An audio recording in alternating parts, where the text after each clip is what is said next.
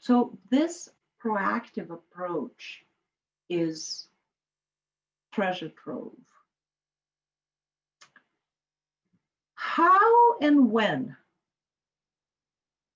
This is you producing the timed agenda for your meeting and deciding what the process is going to be. So for example, in our example with deciding what the top 10 issues with our product are, how is this going to be done?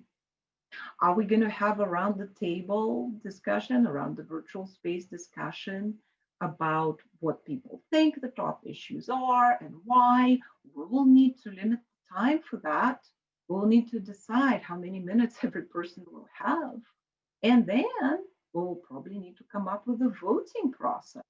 How are we going to do this? Hey, we used to vote with dots. We can't really do this now. So what voting mechanism are we going to use? And then 6, where used to be physical space, now it's virtual space. How are we going to set it up? What platform are we going to meet on? Are we going to be meeting on Zoom? Are we going to be meeting on Microsoft Teams? Are we going to be meeting on something else? What collaborative tools do we need to bring into our space? There are some collaboration tools built into Zoom, and I will show them to you, but there are others as well. It's collaborating in a Google Doc. Do we need to use Mural or Mural? What do we need to use? Do we need to use Jamboard? Let's decide in advance, pluses, minuses, decide and use. What voting tools are we going to be using?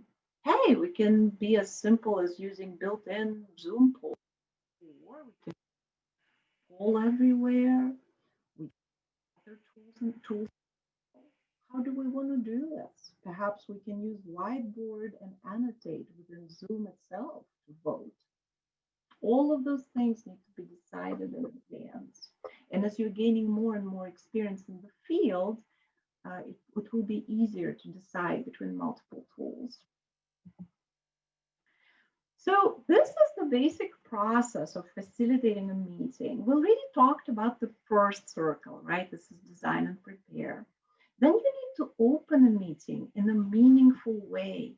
You need to state the desired outcome.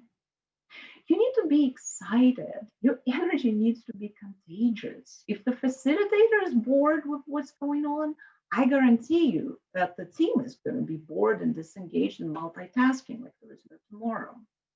You need to tell the people how achieving the outcome of this meeting is important and what value does it bring to them.